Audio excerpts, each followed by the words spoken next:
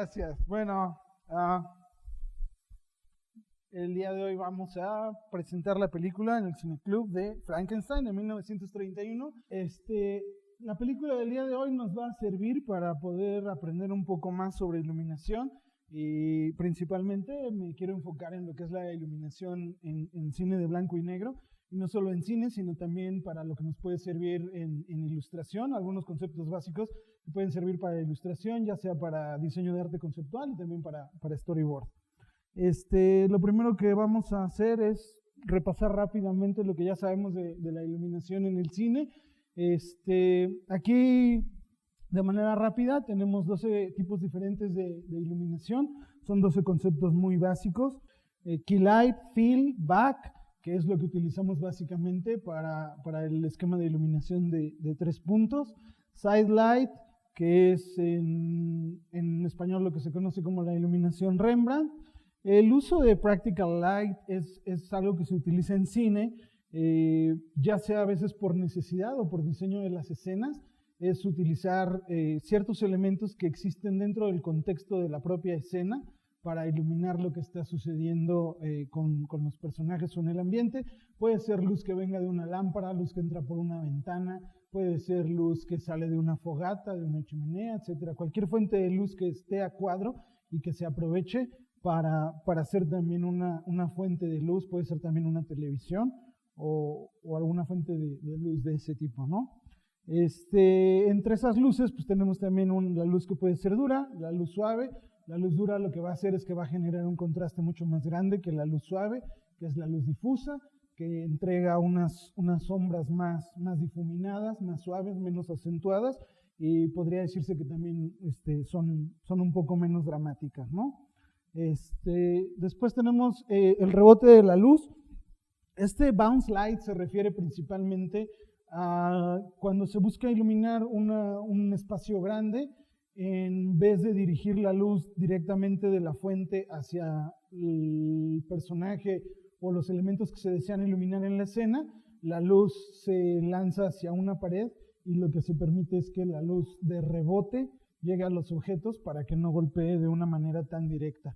Entre todos ese tipo de iluminación que se puede hacer, está también el high key, el low key. El high key es algo que nos va a producir un contraste bajo y sirve para ambientación de situaciones como más alegres o que reflejan un poco más de tranquilidad, que el low key, que lo que trabaja el low key, algo similar a la imagen que aparece aquí, es una imagen que sobre todo va a estar buscando tener mucho contraste, ¿no? Motivated light es el uso de ciertos elementos de la escenografía, de la locación del espacio, pero que se aprovechan. Normalmente son luces artificiales, como lo podría ser una luz de un semáforo. Por ejemplo, hay veces que en las películas hay un actor que se está hospedando en un hotel y justo la habitación que tiene el actor tiene afuera el letrero del hotel que es rojo y que de repente está parpadeando, o un personaje que está sentado en la calle y de repente es iluminado por las sirenas de una patrulla. Ese sería el concepto del motivated light. También se puede como falsear ese tipo de luz simulando que sea luz natural. Es decir, se puede iluminar a través de una ventana con fuentes artificiales, pero simulando la entrada de luz natural, ¿no? Y por último, pues es la luz de ambiente, es el aprovechamiento nada más de lo que es la luz del sol y la luz de la luna. Esa básicamente tiene momentos del día que son ideales para tomar fotografía o para filmar, dependiendo del tipo de iluminación que se busca. Lo que normalmente la mayoría de los fotógrafos consideran, o lo que se conoce como la hora dorada, golden light, golden hour, es justo antes del amanecer y justo antes de la puesta del sol. Con unas pocas horas antes, la luz rojiza, la luz rosa, la luz morada que se va generando con las nubes, es algo que se busca aprovechar mucho como para ciertos ambientes. porque finalmente esa es la finalidad de la iluminación, el generar un ambiente, un estado de ánimo, una atmósfera y reflejar lo que está sucediendo con el personaje, ¿no? Bueno, la luz tiene muchísimas características, pero básicamente vamos a tratar nada más de resumirlas en tres para esta presentación, ¿no? Como es blanco y negro, pues vamos a dejar fuera lo que es toda la temperatura de la luz. Como no vamos a estar hablando mucho de fuentes de luz artificiales y de cuántos lumens se va a estar trabajando, nada más vamos a hablar de dirección, de intensidad y de calidad. La dirección básicamente lo que va a hacer es establecer de dónde va la luz hacia el sujeto o el escenario que tenemos en la escena, ¿no? La intensidad es la cantidad de luz que va a estar golpeando al sujeto o a la escena que tenemos ahí. Y cuando estamos hablando de filmar a un personaje, normalmente es toda esa relación de una buena iluminación es el hablar de 4:1 en cuestión de cómo llega la luz del rostro y el lado que queda en sombra. Y en cuestión de el personaje y el fondo, se habla de un radio de 3:1. ¿Sí? Y en calidad, nada más vamos a tratar de entender la calidad de la luz como luz dura y luz suave o luz difusa, que es lo que habíamos estado viendo ahorita con el hard light y el soft light. ¿Sí? Aquí en esta imagen de Frankenstein, que es un still de producción, no forma parte de un fotograma de la película, nada más es una como prueba de concepto. Es una fotografía con una sola luz principal que está desde abajo arriba, como una contrapicada, para generar más dramatismo en el personaje. Normalmente esta es una luz que se utiliza en películas de terror, es una luz muy poco natural. Es muy extraño que en un espacio común encontremos la fuente de luz ubicada abajo del sujeto. Entonces, eso provoca una sensación de extrañeza en lo que se está viendo y en lo que se está apreciando. Aquí, en esta otra, hay algo que también es interesante. Aquí es una luz dura, ¿sí? Tiene la luz principal entrando del lado izquierdo. Y ahorita más adelante voy a explicarles un poco sobre cómo podemos entender lo que hace la luz en las formas, pero esta imagen la escogí principalmente porque nos muestra un ejemplo de algo que se conoce como en inglés le llaman el dumb side de la luz. El dumb side de la luz lo que va a buscar es iluminar el lado del personaje cercano hacia la cámara. En este caso, como está ubicado el personaje, el lado cercano hacia la cámara es el lado derecho, y lo que eso nos brinda en el personaje es que lo hace más accesible hacia nosotros, nos hace pensar o entender que es una persona con intenciones muy claras y que no está ocultando realmente nada. ¿Sí? Aquí la iluminación es dura y es un poco de lado, ¿no? Aquí tenemos una luz difusa, es también sí también, al igual que el anterior, sí son fotogramas de la película, fotogramas sacados de la película, y aquí vemos al personaje resaltado contra el fondo negro, donde también tal vez no es algo que tengamos tan en cuenta cuando estamos haciendo live action, pero cuando se están produciendo algunas imágenes o conceptos de arte para la creación de una escena o de algún personaje o algo, sí es importante siempre tener claro cómo estamos buscando caracterizar al personaje, porque esa es otra de las funciones de la luz. La luz también nos ayuda a caracterizar al personaje en cuestión de quién es en realidad, nos ayuda también a caracterizar cuál es el momento emocional por el que el personaje está pasando, y nos ayuda también a dirigir la vista del espectador a donde nosotros queremos que él ponga su atención.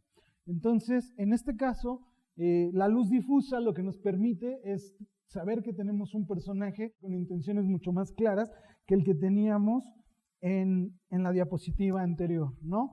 Aún así, aun cuando este personaje está iluminado con una luz dura que lo vuelve mucho más dramático que a ella, el hecho de que tengamos la fuente de luz principal dando en el dumb side, que es como, bueno, la traducción sería como el lado tonto. Eso lo que hace es que no vuelve al personaje como ambiguo, ¿sí? Deja claro cuáles son sus intenciones. Y aquí también es muy claro ver cómo la iluminación se utiliza para poder resaltarla del fondo. Tenemos la luz principal, aquí el contorno que tiene ella en esta parte que se puede apreciar, ahí es donde podemos ver que también tiene un back, y el fondo tiene aquí una luz también para indicar la profundidad. Ahorita vamos a ver un poquito más de eso. Estas dos iluminaciones me parecen interesantes, los dos también son, no es el fotograma completo, pero son fragmentos del fotograma de la película. En este lado vemos al doctor Victor Frankenstein, el cual está iluminado del otro lado en comparación al que habíamos visto con su profesor de la universidad. Él está iluminado de su rostro, el lado de su rostro que está iluminado es el lado más alejado de la cámara. Ese tipo de iluminación se le conoce como el Smart Side. El Smart Side te habla de un personaje que sí tiene una doble intención. No es un personaje que es tan transparente y que puede jugar con una manera de ser más ambigua o con intenciones más ambiguas. Es también una luz de lado, e independientemente de que la iluminación principal viene del lado derecho, también tiene una luz del lado izquierdo que podemos identificar por la forma que proyecta su brazo. Entonces, aun cuando esta luz es la más fuerte de todas, sería nuestro key light, podemos darnos cuenta que tiene aquí un fill, ¿no? Que es el que nos ayuda a que veamos estos detalles del cabello, que veamos la textura del metal en sus audífonos y la textura de la bata, ¿no? No está todo completamente en penumbra, no es Rembrandt, pero el que la iluminación esté del lado contrario nos habla de esa doble intención.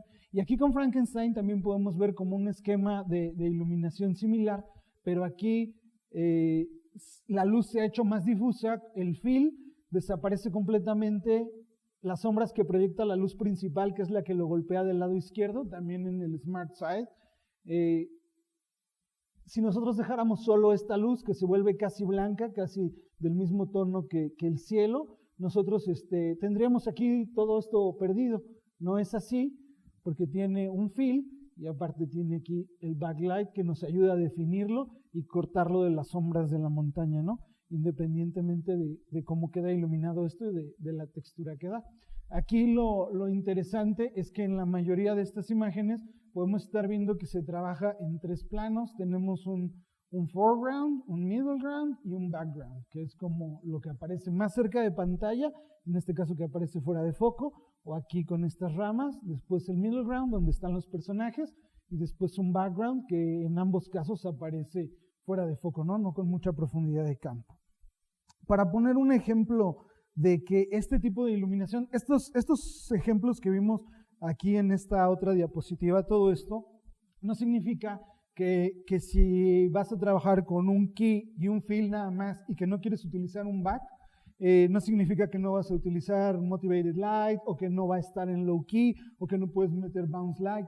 Todo esto se puede estar combinando continuamente y generar diferentes ambientes y diferentes intenciones en lo que se está viendo en pantalla. Y para enseñarles eso, escogí esta imagen donde aquí lo interesante de Frankenstein, voy a llegar a eso en un ratito, lo interesante de Frankenstein es que es la historia de este monstruo, pero en realidad él no es tan monstruo, sino el monstruo es el ser humano, ¿no? El hombre. Es una crítica sobre como un cuestionamiento acerca de quién en realidad es el monstruo, ¿no? Y aquí el esquema de luz hace exactamente eso. Aunque el monstruo luce imponente del lado derecho de la pantalla, su rostro aparece completamente iluminado, ¿sí? Y el ser humano, utilizando una luz práctica, un practical light, le ponemos una antorcha para que ilumine su rostro del lado del smart light, el lado alejado de la cámara, proyecte sombra en su rostro, tiene aparte aquí un back para que nos deje definir toda su figura y que no se vaya todo hacia una sombra, y y lo convierte a él en un personaje con intenciones diferentes a las que puede tener él, ¿no? Que en algún momento en la trama de la película, pues simplemente se convierte en una víctima de una situación que él ni siquiera escogió, ¿no? Y aquí con lo del fondo podemos ver que el fondo aquí básicamente es negro, pero para separar a los personajes del fondo lo que se hace es utilizar humo, con una máquina de humo se puede utilizar, se lanza el humo, se manda una luz que le pegue al humo y eso genera una separación entre background, nubes, personajes y foreground. Y eso es lo que nos va dando toda la profundidad, ¿no? Otra muestra de algo así es esta imagen. Igual es el mismo personaje, es un fotograma de la película, pero aquí estaríamos hablando de una composición en low key y aquí estaríamos hablando de una composición de luz en high key. ¿Sí? El contraste es mucho menor, sin embargo es muy fácil el seguir distinguiendo cómo las imágenes, todas las imágenes tienen ritmo. Y para mí era importante el enseñarles todo esto con blanco y negro, porque a veces cuando son imágenes a color resulta mucho más difícil el entender el esquema de iluminación, pero cuando pasamos las imágenes a negro es muy fácil entender ese ritmo porque siempre vamos a estar trabajando como con una escalera. Negro, blanco, negro, blanco, negro, blanco, negro, blanco, negro, blanco, y eso nunca va a cambiar. Y mientras más niveles tengas de negro, blanco, negro, blanco, negro, blanco, más profundidad va a tener. Si nosotros empezamos de este lado, vamos a empezar con blanco, luego tenemos negro, luego blanco, luego negro, luego blanco, luego negro, luego blanco, luego negro, luego blanco, luego negro, luego blanco. ¿Sí? Y eso siempre va a suceder de cualquier lado al que vayas, de izquierda a derecha, de derecha a izquierda, de arriba a abajo y de abajo a arriba, siempre va a ser exactamente lo mismo. Entonces, esa clase de ritmo y un acento tan fuerte como el del atuendo del personaje es lo que lo va a hacer resaltar, y el fondo iluminado del río es lo que hace que él aparezca así resaltado y sea lo que más llama nuestra atención. No solo eso, sino también la manera en la que se ocupa. Esto pudiera ser que sea naturaleza que estaba ahí, o puede ser que la misma producción haya llevado arbustos y que hayan puesto las ramas directamente para que todas las líneas de la composición te lleven hacia lo que quieren que tú veas, y el eje de la niña también te regresa a él y las ramas de aquí abajo van hacia él.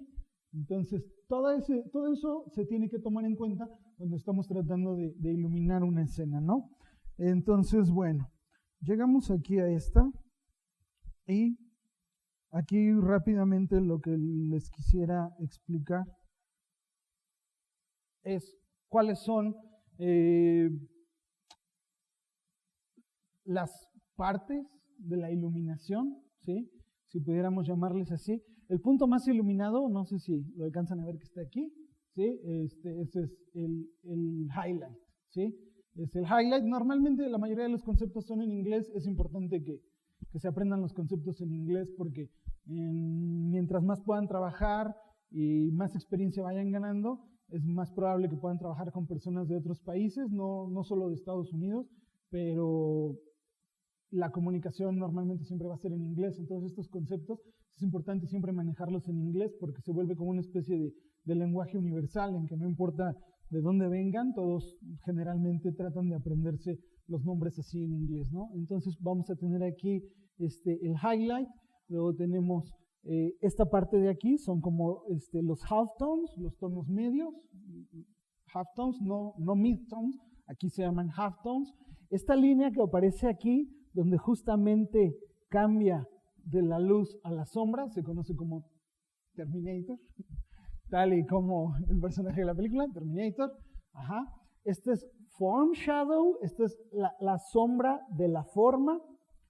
Lo que tienes aquí abajo se llama Cast Shadow, es la sombra proyectada. Son dos tipos de sombras diferentes. Una es la sombra de la forma, de la figura, y otra es la sombra proyectada, ¿sí? Lo que tenemos aquí se llama, esta parte más oscura de la sombra que está justo como en la base de la esfera, se llama Occlusion Shadow, y es la sombra de oclusión, y esa es la sombra que ocurre cuando dos objetos se encuentran muy próximos, No es lo mismo como la sombra que proyecta ahí esta mano sobre la otra, que ya cuando se está tocando y ya se genera casi una línea muy, muy oscura ahí abajo. Esa sería la occlusion shadow.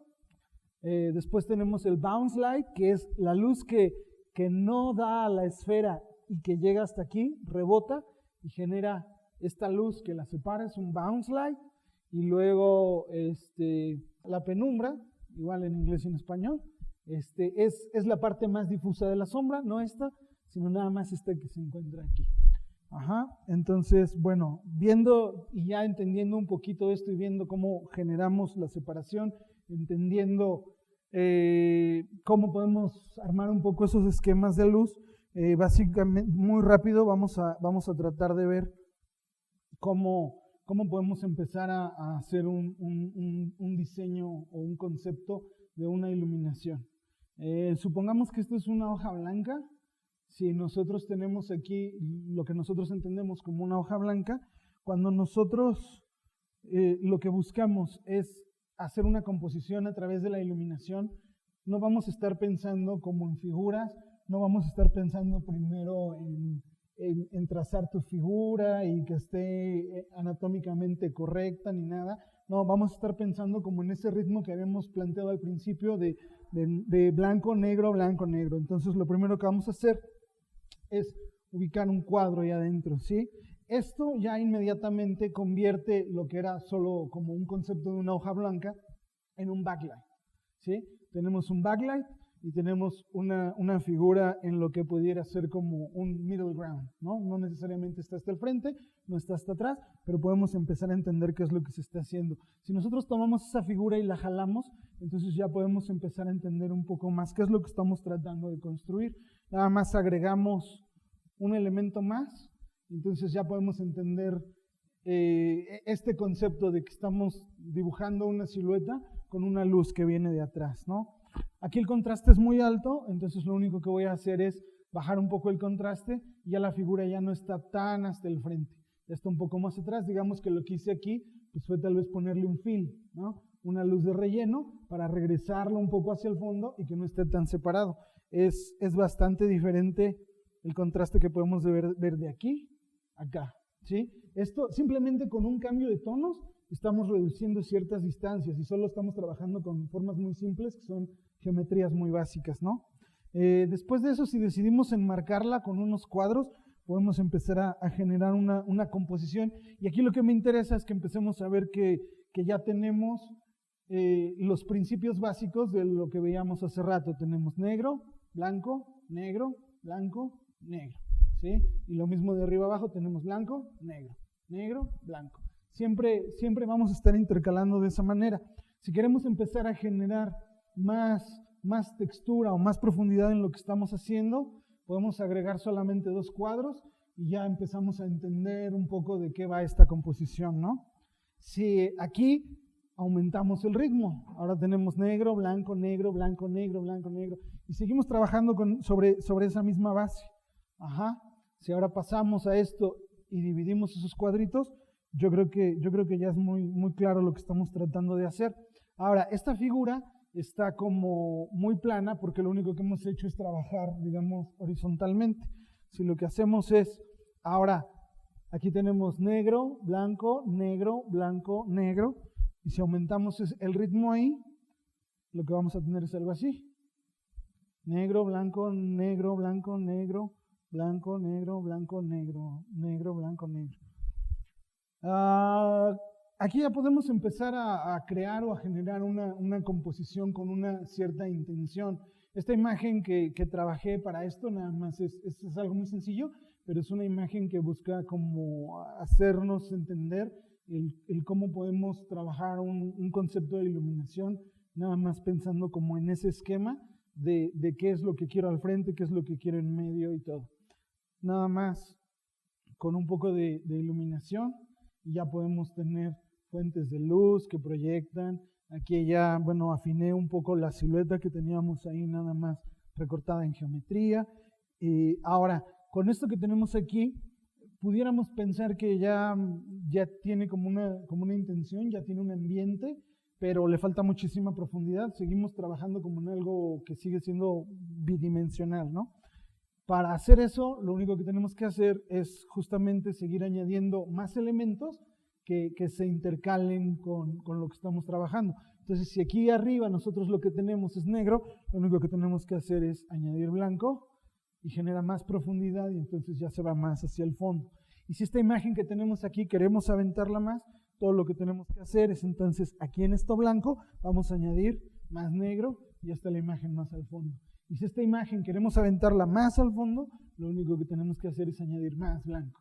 Y así vamos encimando uno sobre el otro, sobre el otro, sobre el otro y vamos generando toda esa profundidad con los elementos que queramos. Si aquí quisiéramos hacer más profundidad hacia atrás, pues lo que podemos hacer es meter aquí unos arbolitos en grises o en negro y ya generas más y vas trabajando negro, blanco, negro, blanco, negro, blanco, así sucesivamente.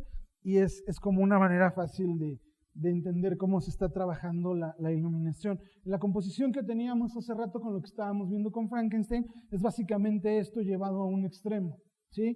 Es exactamente negro, blanco para todos lados. Si eso se afina un poco más, podemos tener esto y después esto, ¿sí? Entonces básicamente es ir componiendo a través de tus bloques de blanco y de negro y de blanco y de negro y de blanco y de negro para poder terminar con la composición. Y bueno, esa es la parte que quería decirles porque esa idea creo que puede ayudarles mucho como en su proceso de storyboard para las ficciones o en sus puestas en escena para los documentales, el pensar en tener siempre elementos en el foreground, en el middle ground y en background. No nada más estar grabando con la persona pegada a la pared y eso, ¿no? Tratar de buscar un look más cinemático que fotográfico tal vez, ¿no? Y bueno, para terminar nada más quisiera darles un poquito de introducción sobre lo que es la película, que trata, por qué es la que escogí. Esta es una frase que a mí me gusta mucho, es una frase muy, muy importante en la novela de Frankenstein. La frase dice: algo sucede en mi alma que me resulta desconocido. En la pintura que está en su lado derecho, es una pintura de Mary Shelley. Ella nació en 1797, murió en 1851. Ella es la escritora de Frankenstein y escribió Frankenstein cuando tenía 21 años. Ella era hija de un filósofo y también de una mujer filósofo. Y entonces ella tenía mucho acceso a libros, a cátedras, a estudios. Y aparte ella se casó con un poeta que era medianamente famoso en su época, que se llamaba Percy Shelley. De hecho, el nombre de ella no es propiamente Shelley, su nombre es Mary Wollstonecraft, pero pues como se casó y el más famoso en ese momento era su esposo, el poeta, pues siempre fue conocida como Mary Shelley. Cuando ella publicó por primera vez Frankenstein se publicó en el año de 1818, y cuando se publicó por primera vez, de hecho, salió publicado bajo el nombre de Percy Shelley, porque nadie quería publicar a una mujer, y mucho menos una obra que tuviera que ver con el terror, ¿no?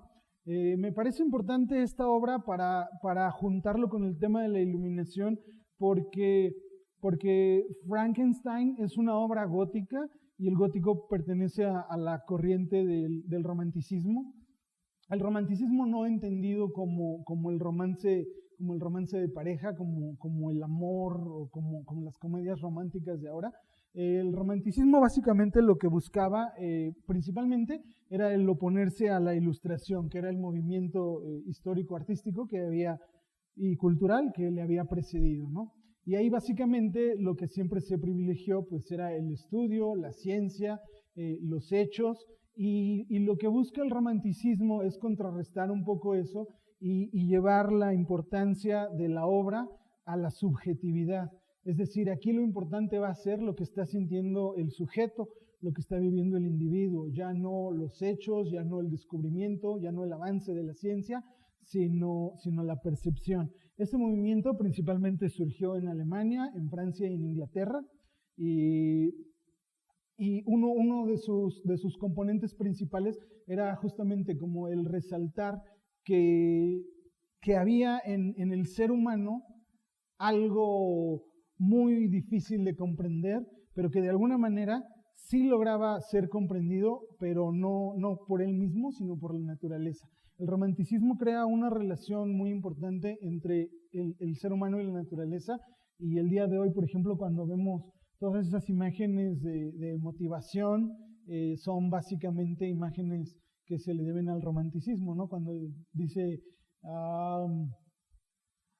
no te rindas, vas a llegar a la cima, y te ponen una imagen de una montaña y todo. Están hablando no de que vas a llegar a la cima de una montaña, están hablando de una situación muy personal que tal vez tú estés viviendo, ya sea en el aspecto académico, en el aspecto familiar, pero hacen una metáfora con la naturaleza, y eso es algo que es muy, muy importante en el romanticismo. El romanticismo establece esa relación hombre-naturaleza en la cual cuando una persona está apesadumbrada, la naturaleza reacciona de la misma manera, y entonces si el personaje está triste, está lloviendo; si el personaje está contento, los pajaritos están cantando y entra el sol por la ventana. Todo ese tipo de metáforas se le deben al romanticismo y están muy, muy, muy resaltadas en Frankenstein, que aunque el guión de la película de James Whale no es una adaptación muy fiel a la novela de Mary Shelley, sí la toma como de referencia.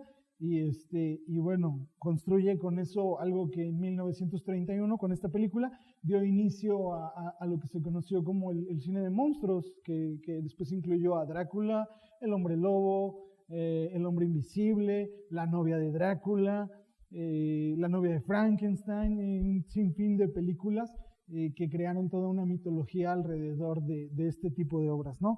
Entonces, justamente para que podamos ver o entender cómo vamos a utilizar el ambiente que está rodeando a los personajes para acentuar, junto con la iluminación, para acentuar lo que está pasando con ellos, pues es por lo que es importante conocer esta película. No es muy larga, dura 1 hora 10 minutos, entonces pues, sin más, vamos a ver.